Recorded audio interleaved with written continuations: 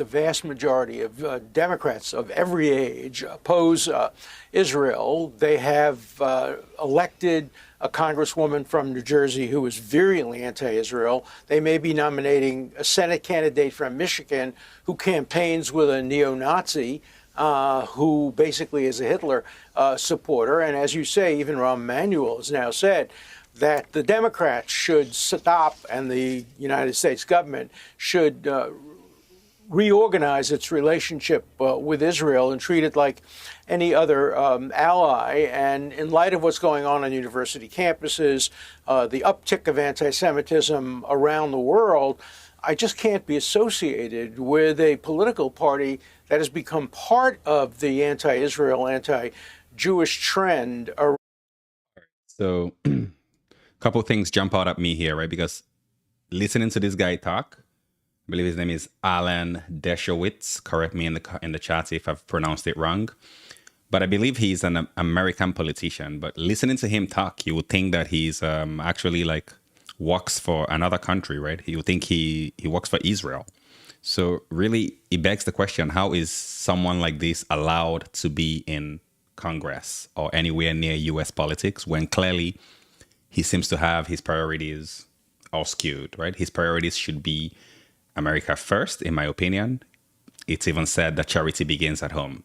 So when you have in your country massive unemployment rates, cost of living spiraling out of control, right? You have like all sorts of all-time high, all sorts of problems that the regular people in America are facing right now.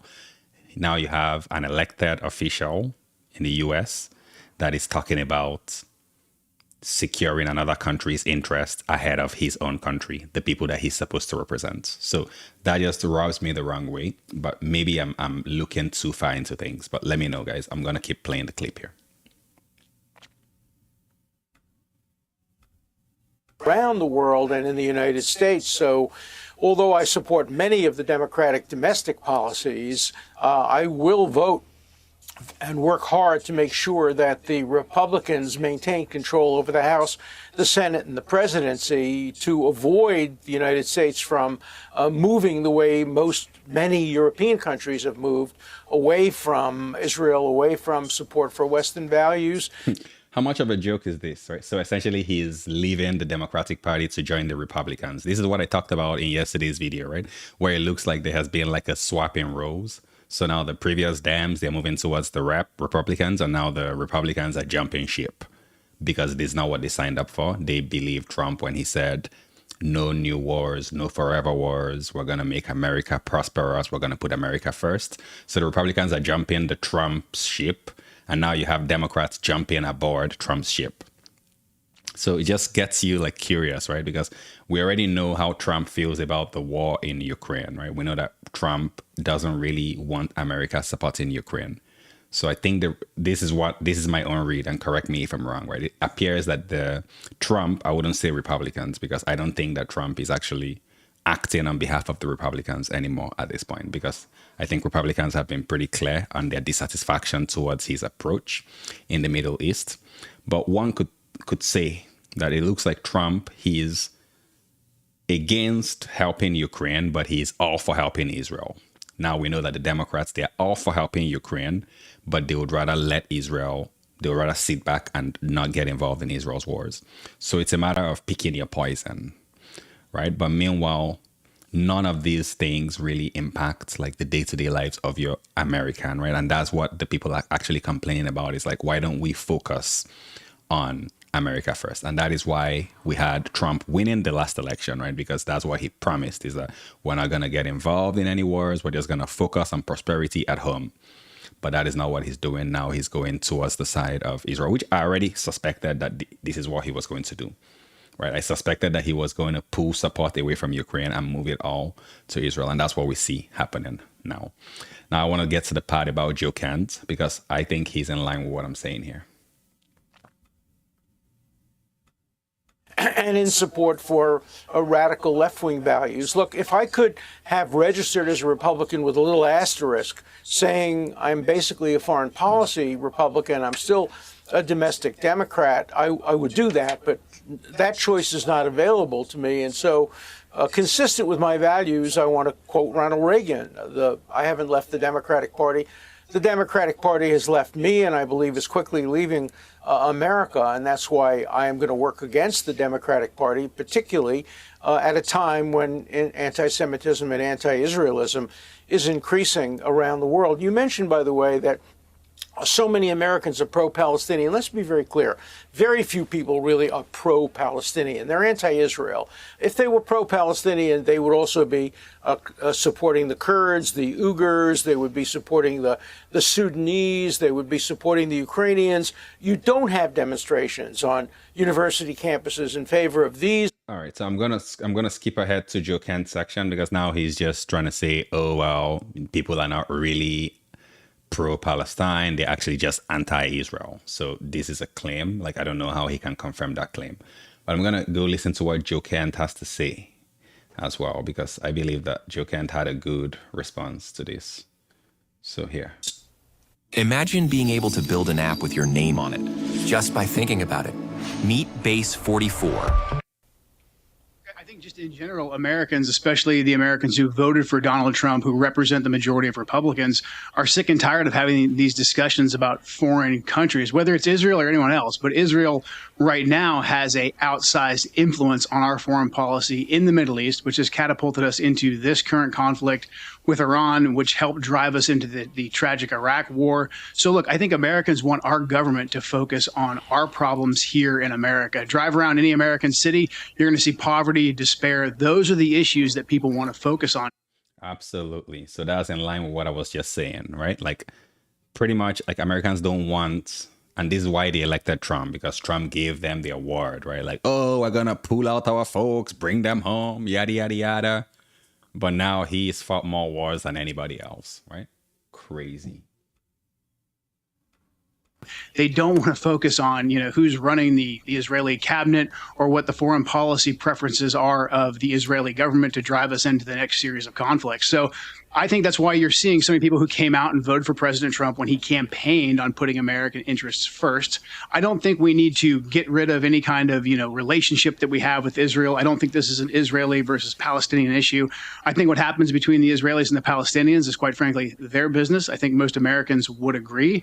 I think we just need to have normal relations with Israel like we would with any other country. But right now, our relationship with Israel is so off balanced that you are seeing a lot of people putting this issue front and center because the war in Iran and the wars in the Middle East for the last 2 decades plus have consumed so much blood, so much treasure, and just so much attention from our leaders that many people, especially on the Republican side, are saying this is out of whack. We need our leaders to prioritize us. And I think that's what you're going to see in the next election cycle, not just the midterms, but especially as we have an open primary in 2028 for the presidency. Absolutely well said, Mr. Kent, right? Like, why is it that Israel is treated so differently from other allies, right? Why do they get like this preferential treatment where, like, once they say jump, then America is asking how high? I really like that point he made there. I don't disagree with that. Let me make one correction. Yeah. Please, and that is Israel was opposed to the United States getting into the Iraq war. I know that. I was in the office of Prime Minister Sharon when he personally told me that he had spoken to President Bush and had urged him not to send American troops into Iraq. Israel was opposed to the Iraq war. It is in favor of trying to get regime change in Iran because Iran is existentially threatening the existence of Israel. But when it comes to Iraq, that's very, very different. And Israel has been a great ally of the United States. And over the years, it's been one of the few people that the United States can count on for everything. And the major function that the United States has had recently is to stop Israel. It stopped Israel when it bombed. But why? Like, correct me in the chat, guys. Like, what does he mean by, like, Israel has done so much for America? Like, maybe I might not be that good with my history. So please let me know, guys, in the chat. Like, what have Israel actually done for America? Because from looking from the outside, looking in, it looks like it's a one-sided relationship where America gives and gives and gives, and Israel just seems to take and take and take and is never satisfied. They always want him more. But that is how it looks from the outside looking in. So maybe I'm missing something. The nuclear reactors had told Israel it has to stop. Israel wanted to continue. When it had its ceasefire recently, it demanded that Israel stop its war in Lebanon. So the United States has been a brake on Israel. And so Israel hasn't really influenced the United States. The United States has much more influenced the activities, even the self-defense activities of Israel. But Alan, I would say, I just don't think that's right when it comes to the Iran war. Yeah, no, it's not right at all. Like, yeah, the United States have influenced Israel's defense, right? Like by actually supplying them with defense, air defense systems, Patriot systems, and all that, right? The US has definitely influenced Israel in a positive way. Well, in a way that they're able to grandstand, but I don't know how you can say that Israel has influenced America in a positive way. What they've usually done is just draw America into their conflicts in the Middle East that has nothing to do with America. Like literally, America has no business in the Strait of Hormuz, right? They have, like Trump was saying, the most oil in the world. They don't need that strait. So why are they there? They're there because of Israel. Because we know from the big New York Times deep dive last week that Benjamin Netanyahu, on his 7th or 8th trip to the White House in a matter of months, sat in the Situation Room at the White House with the head of Mossad joining on the big screen and sold Donald Trump the idea that there was a chance to decapitate the leadership in Iran, and that as a result, the IRGC would collapse from within, the people would rise up, and they'd all be too distracted to even think about the Strait of Hormuz. Well, the first bit happened, and there's no doubt the Americans, I think, joined in at the behest of Netanyahu, because we heard it come out of Marco Rubio's mouth. He said the reason American forces preemptively struck in Iran. Then he withdrew that. Yeah. Did you guys hear that interview? They asked him, like, so why did you guys hit Iran? And he's like, because we knew that if we didn't hit them, that they would retaliate once they were hit. And we knew that they would be hit by whoever, maybe Israel. So it's like, wait a minute. So you attacked them because you knew that they were going to retaliate once they were attacked. Well, let me ask you a question, Mr. Rubio. Like, who on God's green earth is going to be attacked and then just do nothing about it? That is literally asking and inviting to become a punching bag, right? So they were always going to retaliate. So why would you... Like that, his response, I don't know if any of you guys have seen that clip from him, but it was absolutely laughable. Laughable. But I tend to believe what the Secretary of State in America says publicly when he's first asked, rather than when he's told what he should be saying. I do too, but it's a more nuanced story. Alan, Prime Minister of Israel doesn't tell Israel what to do. Hang on. Yeah. But Marco Rubio is not a stupid man. He's probably the most competent person in that entire cabinet. He knew what he was saying. I think he's terrific. He made it. Yeah. Right. So we're all agreed he's brilliant. So a brilliant man does not say the opposite of what he actually believes. And he said to us clearly on camera that America preemptively struck in Iran because Israel had told them that they were going to attack Iran, and they knew that if that happened, Iran would attack American interests. So they got in first. Then that's a question of timing. That's a question of timing. Yeah, but it's also a question of who is pulling the strings. I agree with you that timing was determined. Yeah, so if he agrees that is why America actually went in there, then what is his argument really? What is his argument? He's trying to say that Israel doesn't influence America, but they've just proven now that they do. So what is his argument really? Let's keep listening. It's a question of who's... Well, it's also about who's pulling the strings. That's the oldest anti-Semitic trope in history, that Israel's pulling, that the Jews are pulling the strings. Nobody tells Trump what to do. Trump decides what to do. All right, now we're at the name calling, right? But just really answer the question, right, and make your point. You were saying that Israel doesn't control, like, the U.S., but they just proved to you now that they kind of do influence what happens. The U.S. decisions, they do influence it. So actually focus on that point. Let's not go towards any name calling. Let's just focus on the points and the facts. What Israel said and what the United States together said is we have intelligence that all these people are meeting in the same place. So this is the time to do it.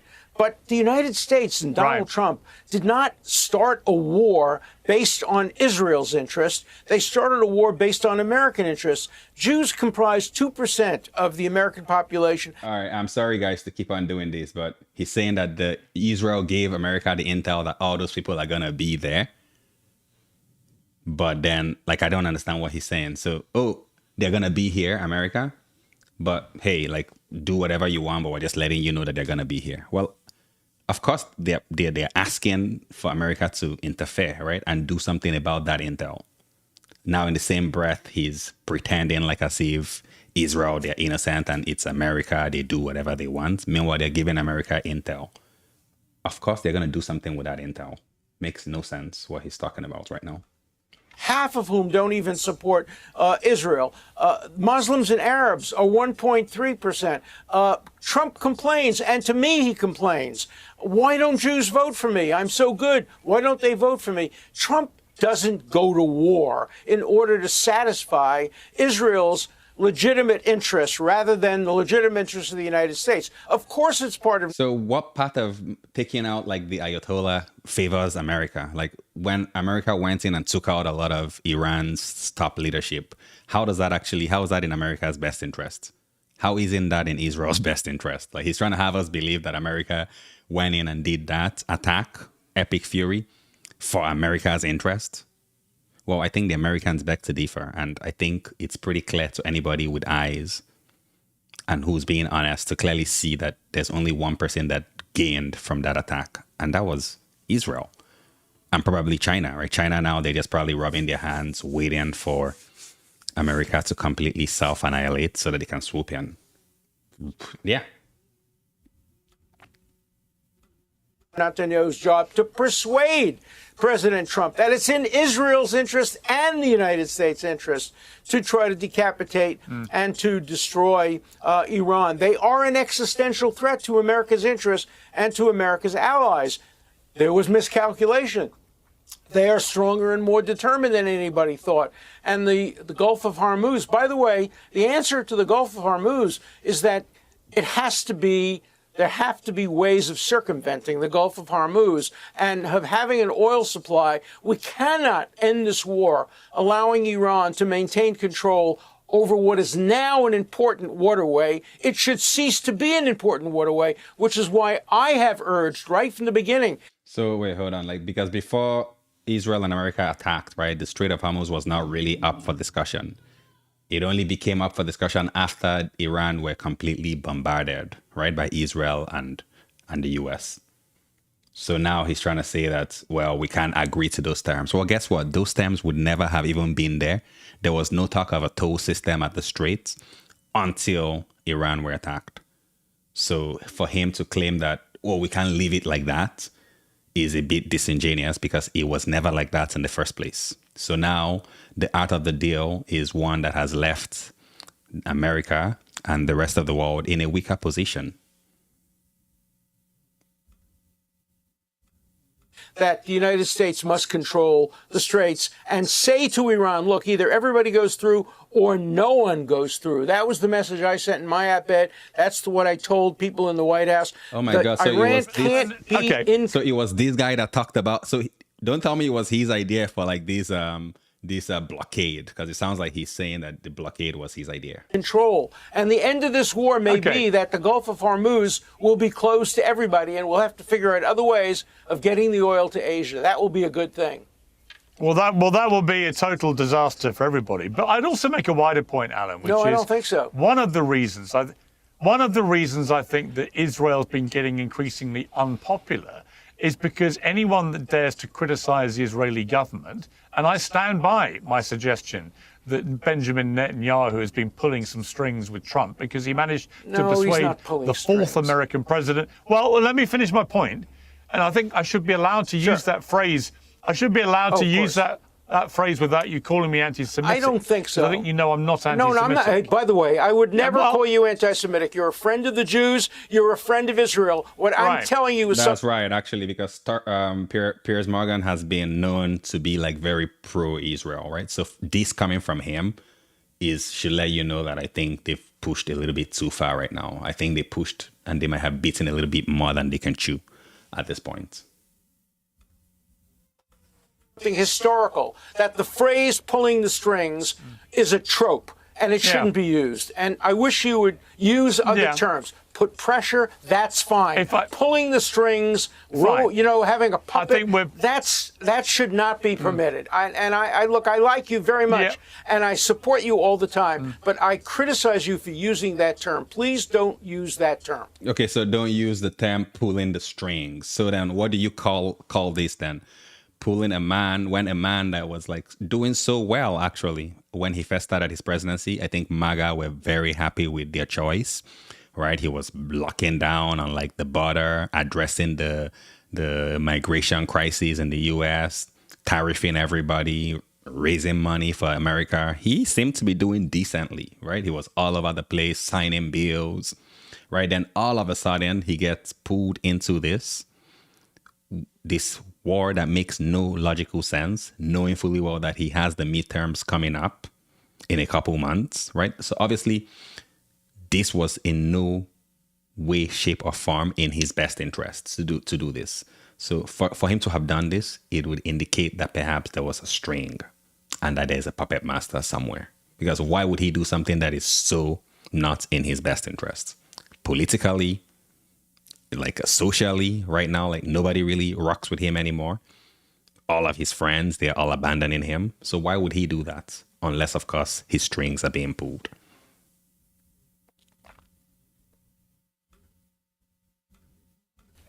It's historic. No, it depends if people are actually, too much. It depends if what other people who have different motives would say.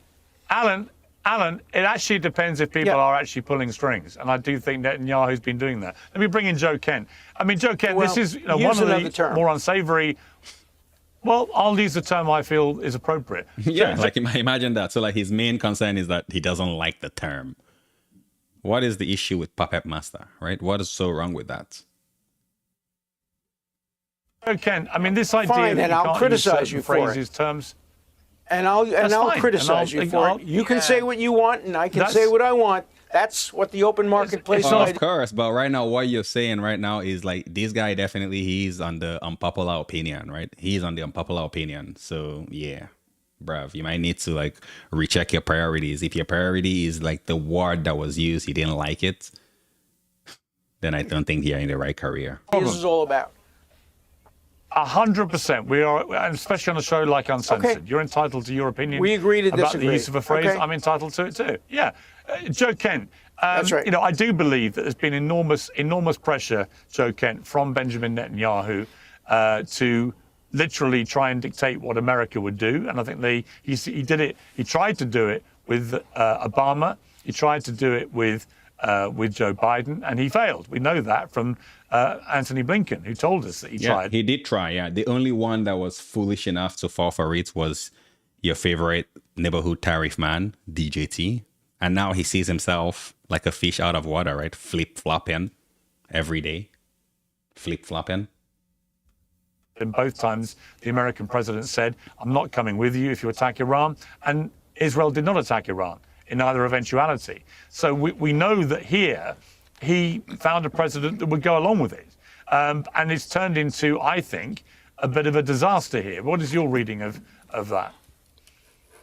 Yeah, I would more accurately describe it as a echo chamber that was created around President Trump. So what the Israelis do a very effective job of is they do punch way above their weight class. The Israelis, and this is on us, this is on the U.S. government's, this is our fault, we give them more access than they should have, than any foreign country should have. So what I witnessed over the last year was official engagements from members of Benjamin Netanyahu's government, the Israeli government, come and have official engagements with members of our government and say things like Iran can't have any enrichment. The policy has to be zero enrichment, when in fact President Trump had just said the policy was no nuclear weapon. And you'll see President Trump echo that in his talking points now.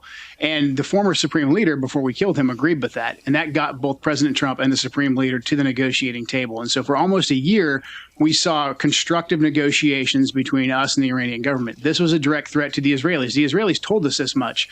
The Mossad director, David Barnea, specifically said that their goal was regime change in Iran. They weren't very shy about that whatsoever. And so they used their access through official channels through official channels to circumvent the intelligence community, because anytime that the Israelis said the Iranians are 2 weeks away from a nuclear weapon, they're making a nuclear weapon, the U.S. intelligence community, we would go and we would do our due diligence, we would check that, and we would find that the Iranian internal prohibition on developing a nuclear weapon was still holding. As a matter of fact, the Iranians were also withholding their proxies from attacking us as well. Not just that, but didn't they also do like an operation earlier where like they used like their bunker busters to destroy all of Iran's nuclear capabilities, and then they were all patting themselves on the back, right? Like, oh, now we've set them back by many years, right? So obviously, I don't think that this epic fury had much to do with the nuclear capabilities of Iran. I think it had,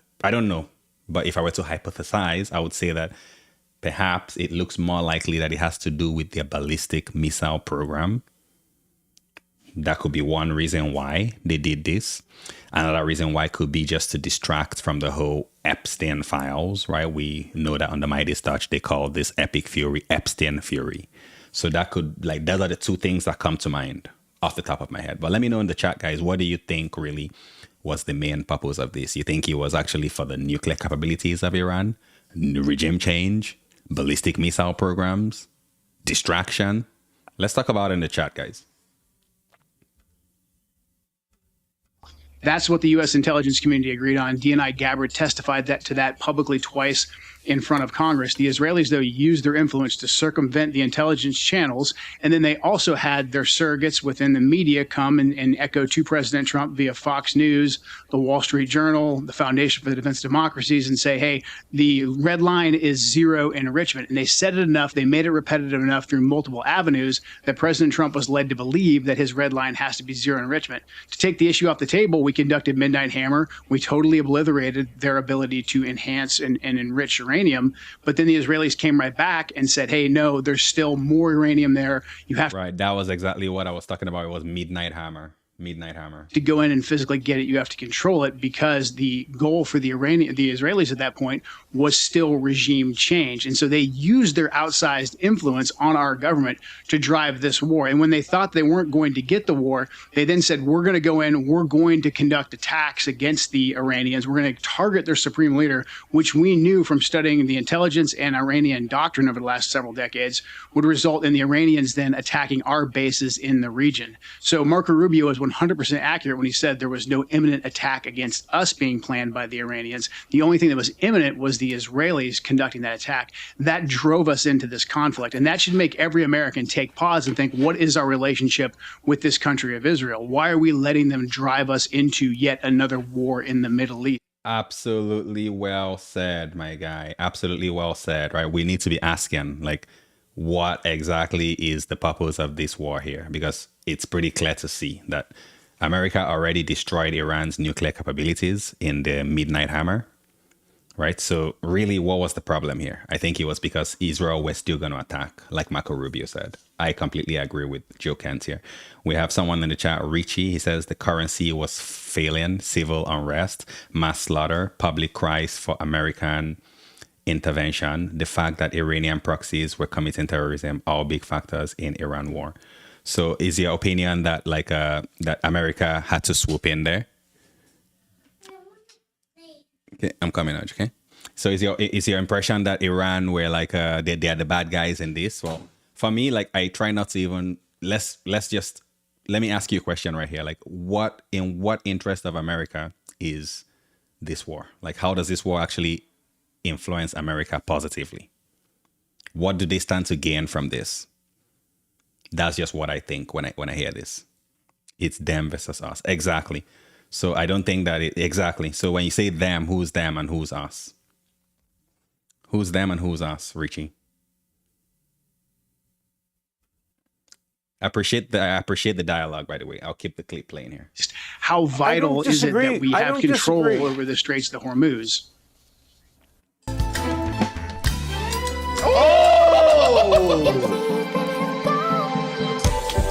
All right, so Richie is saying they are the opposition. So I'm guessing you're saying Iran are the opposition of the US or the opposition of Israel. That's really the question here. Because when Trump runs for an election and he says no new wars, no forever wars, That is what people are holding him to. They're not holding him to, well, let's go fight Iran. Yeah. Okay, they are the opposition. Okay, so, okay, I'm not sure. Okay, so are you saying that like us, like we the populace, we are the, and then like our opposition is like our elected officials? Because then I can agree with you on that. I can agree with you on that like you can't trust any of, unfortunately, you can't trust any of our elected officials because they don't seem to have our best interests at heart. Doesn't even matter what country you're in or who you're voting for. This has been my opinion all along. Is like, this is why I don't rock with either the blue or the red or any of that. I think it's all just like the illusion of choice. They give us the illusion of choice to think that like we have a choice in the matter, but really, I think it's already all being predetermined. Yeah. Well, also, I mean, Alan, before you respond to Israel, Alan, hang on 1 second. Sure. Hang on, but before you respond, I want to play. I think it's a good time to play the Rahm Emanuel comments on the Bill Maher show on Friday, which were very interesting about why he believes America should no longer subsidize Israel militarily. Let's take a look at this. We don't subsidize Great Britain buying weapons. We don't supply or financial assistance to Japan. Israel's a very wealthy nation. There should be no more taxpayer support for what they want to do. And they get the same deal that any one of our allies do. They have to abide by the laws of the United States if they're going to buy X weapons. And that's how it should be constructed. Jake's point, and I agree with this, is the prime minister went to this president like he's gone to 4 other presidents. And every one of the other presidents said, not a chance are we doing that because the equities are not worth it. This president bought it. He has responsibility as a commander-in-chief, and I think he made a big mistake for it. Do you disagree with Rahm Emanuel? Absolutely massive mistake, right? Like Richie. So like I was just saying, like this here is for Israel. Like Israel is the one that stands to gain something here. America really has no business with Iran. We don't need much from Iran. Like America is already a pretty prosperous nation. They're doing this because of Israel. And if you can let me know one thing that America stands to gain by taking out the Ayatollah, let me know. Just let me know what they gained by taking out like Iran's top officials. Let me know how that put them in a better position than where they are right now. Greatly. Not greatly. The United States told Menachem Begin not to attack the Iraq nuclear reactor. They told Ehud Olmert not to attack the Syrian nuclear reactor. In both cases, Israel decided what was best for it. All right. So are you saying Richie? So Richie says here, I'm going to pull up Richie's comments here, guys. So let's talk about it really. Let's talk about this comment here. So hold on. Pardon me, guys. I am not the best at live streaming, but I'm just going to read the chat. I'm just going to read it. So Richie saying that's why we are the leading exporter of oil right now for Israel. So Richie, are you saying that the reason for this was so that the US can clog up the oil exports from the Middle East? You're saying that I guess this is the 5D chess you're talking about, right? So Trump planned this all along. He knew that if they attacked Iran, then Iran would block the Straits. And then when they block the Straits, then exports from the Middle East for oil would crash. And then US becomes the leading exporter. Is that your argument, Richie?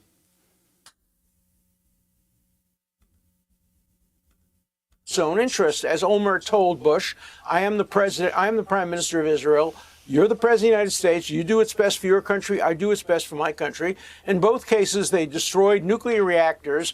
If Iraq had nuclear weapons at the time of the Iraq War, it would have been devastating. So, Israel has acted very independently. As far as Israel getting aid, remember, it's a two-way street.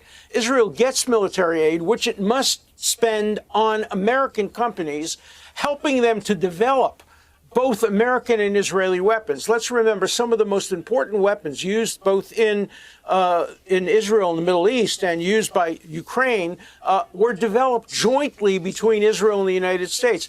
The relationship, the military and intelligence relationship between Israel and the United States is a two-way street. Yes, Israel is a small country, the United States is a large country, and Israel punches above its weight, to quote your guest, when it comes to provide. Yeah, so I think the only reason Israel punches above its weight is because of the US, right? Now let's reply to some comments here. So Richie is saying if it wasn't planned, it's very lucky. Okay, so let's say that it's planned. So is this how you want to win? You want to win by these dirty tactics? I mean, I don't agree with that method of winning. I'm not one that believes that winning a win is a win. It doesn't matter how you get that win. I think that like integrity needs to be considered as well, right? Because we have allies that also rely on that strait. So right now, like doing this is also affecting those allies. I don't know if you see what's happening in Australia right now and many parts of the world. Lots of countries seeing increasing gas prices. So if this is what America has gained from this attack, then I think it's very selfish. And I just don't agree with that method of winning. And I don't even think that they are winning. So what if they're the leading exporter of oil? Why is the price of gas so expensive then? Diminishes Russia's capability to war Ukraine. So I don't think so, actually, because from what I understood, DJT even removed some of the what do they call them? Like those restrictions on Russia's oil, right? So they removed a lot of those, and actually Russia, they've been making money, more money than they ever have in the past couple years. So look it up, bruv. Like actually, like Russia has made a killing as well as a result of this war in Iran. I am in America, yes. What about you?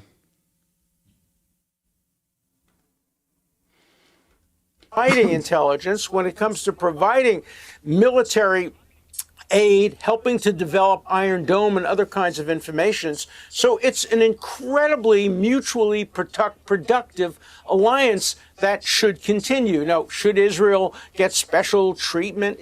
Every country is treated differently.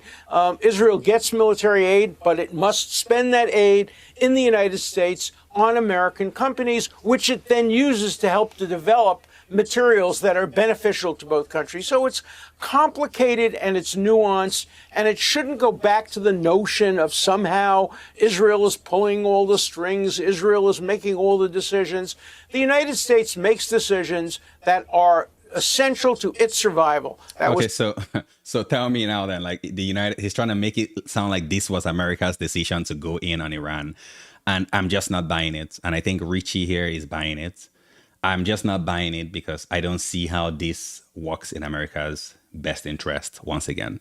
Now, Richie is asking me, you're not cosplaying being an American, are you? So I'm actually Nigerian by birth. I was born in Nigeria, but then I immigrated in the year 2008 to North America. Now, what does that even have to do with the conversation? I'm not sure, but let's keep the video playing here. It's true of President Reagan. That was true of President Bush. That's true of President Trump. It was true of President Clinton. And no Israeli ever tells America what to do. America does tell Israel what to do. Oftentimes, Israel would like to go further, and America says it can't. Sometimes Israel disobeys, as it did with Syria and Iraq, to the benefit of the United States. So why is it that this guy, he's being disingenuous? Because why hasn't he addressed the comment that Piers Morgan raised when he talked about Marco Rubio? He didn't talk about that. How does he explain what Marco Rubio said, that they knew that if Iran were attacked by Israel, and they knew that they would be, that then Iran would retaliate? Why doesn't he respond to that? Why doesn't he speak on that? But most often, it complies with American demands, as it has in Lebanon and as it did in Iran. I mean, what was clear from the New York Times piece, whichever phraseology you want to use, the reality is that the Israelis in that meeting in the White House Situation Room presented a series of events to Trump, which many of Trump's own people highly disputed. In fact, some of them found it ridiculous. But they presented a sequence of events which simply hasn't materialized. So however we want to categorize it or describe what happened, Alan, the truth is that Trump went all in on the Israeli playbook for what would happen if they attacked the leadership in Iran and what would then follow. And what has followed has been nothing like what they said. And in fact, what has happened is Iran could come out of this. It could come. What does he mean by yet? What they said was that they could win this in like a weekend, right? It was just a short stop on a tour of war, right? That's what they said. But now it's been over 8 weeks now and it's still going. So that's not what they said. And he's saying yet. So no, it's not a matter of not yet. It's a matter of that it's taking longer than they expected.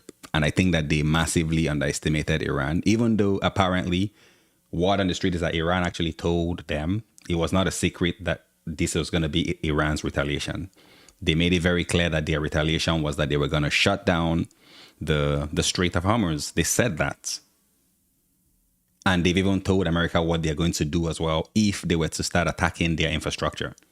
So they always let them know exactly what their retaliation is going to be. So if America goes ahead and does it, it means that either they think Iran is bluffing or this is what they want. And then if this is what they want, then I guess that is in line with what Richie is saying, that, okay, maybe they want to actually crash things in the Middle East so that like America can become like the leading exporter of oil. Maybe, right? Maybe there's some claims there whenever people say, oh, all America cares about is oil. If you listen to someone like Richie here in the chat, then you might be led to believe that that is the case. But I know many wonderful, brilliant Americans, brilliant, like invention. They invent things. And I don't think that they need to resort to war crimes to be the leading power. I think America is the leading power and they don't need war crimes. They can do it through their ingenuity, through their creativity. I think they can actually achieve those things. They don't need to stoop to these levels. Well, sure, but Iran could come out of this more radicalized, more battle-hardened, more emboldened, because they now know they can control the Strait of Hormuz in a way that paralyzes the global economy, and they can put all the Gulf states on notice that they can destroy their business model in a heartbeat if they want to. These are things that were not there as a reality before this. Yeah, but this was not an issue. Of course they were. Of course they were there. Of course they were there as a reality. They were. All right, so I'm gonna go forward. I'm gonna see if there's anything like else that they're gonna talk about in this clip here. Let's look at the chapters. View all. Where are the chapters? What else do they have here? Piers asks Iran about the joint Piers. Okay, so I don't know. Piers asks Ian. Israel's decreasing popularity and pressure. Yeah, so it looks like as if we're approaching the end, really, like not really much more interesting stuff to go on. So I'm going to be ending the stream, but let's hear from Joe Kent one more time. Always there as a reality. They just hadn't happened yet. They were there as a reality. I think of 1935, Nazi Germany. If Churchill had done what Trump did to Iran, if he had destroyed their rocket capacities, destroyed much of their military, the Second World War might have been avoided, even if Germany wasn't completely destroyed. Setting back Iran the way the United States and Israel did may have prevented catastrophic responses, as was said by Mao Zedong once about the French Revolution. It's too early to tell. I'm not suggesting it takes 200 years. I am suggesting it's going to take some months and some years before we see the benefits to the world of what the United States and Israel did. I just don't know what he means by the benefits, right? Is he saying that because America is going to become the leading exporter of oil? Like, what are the benefits here for America? Please let us know. Did he say it and I missed it or something? In destroying the facilities to send rockets, Israel's destruction of Hezbollah, Israel's destruction of Hamas, this will, I think, tend toward a greater peace in the Middle East and in the world. No, it didn't get regime change. That's too bad because, Mr. Mearsheimer... Hold on. So, lasting change in the Middle East and the rest of the world. Okay, that's good if you can get peace in the Middle East. But again, what does that have to do with America? Like, why is America involved in the Middle East? That's what I don't understand. And others have said and shown, Iran will never give up. The only answer, the ultimate answer to what's going on in the Middle East and in the world is regime change. There must be a democratic regime installed in Iran over time. You know, many people will even argue that where you need a regime change, and I think we're about to have it once the midterms are here, hopefully. I think the regime change actually needs to start with DJT. In my opinion, and I don't think I'm alone in that opinion.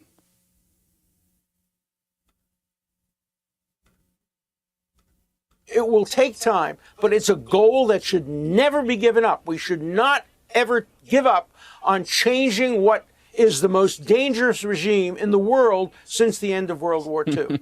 I would argue that the most dangerous regime right now in the world is actually the regime of Donald Trump, right? The regime that is allegedly asking for the nuclear recipe and has to be like rejected by a general, having to like invoke like the nuclear guardrails to ensure that like a raging lunatic doesn't just make a nonsense decision, right? So I think that's actually the real danger. That is the real dangerous administration. It's actually DJTs from what we see. They are the ones that are like that have been flirting with the idea of taking out an entire civilization in one day. So talk about gaslighting, eh? Like you're going to threaten a civilization to take them out within a day.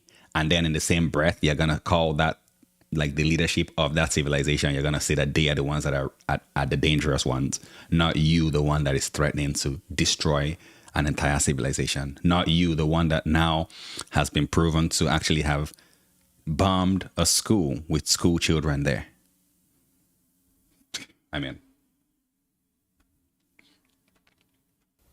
Okay, Joe Ken, just finally on democracy, the Polymarket prediction market says about the Republican presidential nominee for 2028. So this is life after Trump. They've got $575 million in this market. J.D. Vance remains the front runner on 39%, but his lead is dropping. Marco Rubio just behind him on 20%. Tucker Carlson is on the list at 5%, third on there. Then Ron DeSantis and Don Trump Jr. It's been quite interesting to watch J.D. Vance and Rubio kind of trying to sit out this war in terms of any too much public pronouncements about. Well, Rubio definitely can't sit it out because he already gave, in my opinion, anybody that would vote for Rubio is not paying attention, right? Because if you listen, you'll see that he is definitely complicit in this. The only one with some deniability here is JD, right? JD, apparently he's been the only one that has always been against this. So maybe he might have a chance. That's it. Almost like they know this could become a real sword of Damocles for the Republican candidate in 2028. Is that your sense about what's going on here? Yeah, this is going to be a major issue. I mean, with voters, I think under the age of 50, and the polling showing that margin's moving even more. Look, people don't want to hear these fiery debates anymore about why it's, the eve of World War II and we need to go spread democracy and do regime change in yet another country in the Middle East. Again, most people in America just don't care. They're hurting. The economy is on a bad footing. They voted for President Trump. They voted for MAGA, the America First agenda, to do just that, to actually put America first. And now we have a lot of that base that is furious right now because they feel like they were lied to. And our country, once again, is prioritizing foreign policy and foreign wars that aren't directly in the American people's interest. I think it's very interesting and important for those of us that are deeply steeped in counterterrorism and foreign policy to discuss, was Iran an imminent threat? However, most Americans know that Iran was not an imminent threat, and they're not dealing with that in their daily lives. What they're dealing with is the cost of living, how unsafe and unclean our cities have become. That's what they're worried about. And so this is going to be a major issue for anybody in 2028. They're going to have to show how they'll actually prioritize the security and the progress and just the, I think, affordability and quality of life for the American people. Absolutely well said, Mr. Kent. I love how he did not get dissuaded from his point, right? He just stayed right on business, which is that you said you were going to be America first. Please go ahead. And they're holding him accountable to what he said. That's it. That's all. Like, don't try and sugarcoat it. Don't try and gaslight anybody. You said you were America first. No new wars, no forever wars. And that is exactly what he's been doing since he's gotten into office. And I love that Joe Kent is putting the focus right where it should be, which is in America first. We see that a lot of people are going without. This is the same man, this same administration. They said they're too busy. We're a big country. We can't take care of daycares, right? But then they can take care of Israel's wars, right? Doesn't make any sense. It looks like this is a complete betrayal of the people who voted for the man. Tom says, J.D. Vance is paid by the Jew lobby. Do not be deceived. There you go. Exactly. So nobody trusts this administration anymore. And nobody can blame them. Nobody can blame anyone who is distrusting of this administration, quite frankly. But I thank you guys so much for joining me for today's live. If you've enjoyed it, consider liking, consider subscribing to the channel. I'm trying to get to 1,000 subscribers. Actually, I believe that right now we're at 898 subs, guys. So I appreciate all of you guys for your support, for your love. Thank you so much for rocking with me. I can't go on camera right now because my camera is currently overheating, but I'll see you on the next one.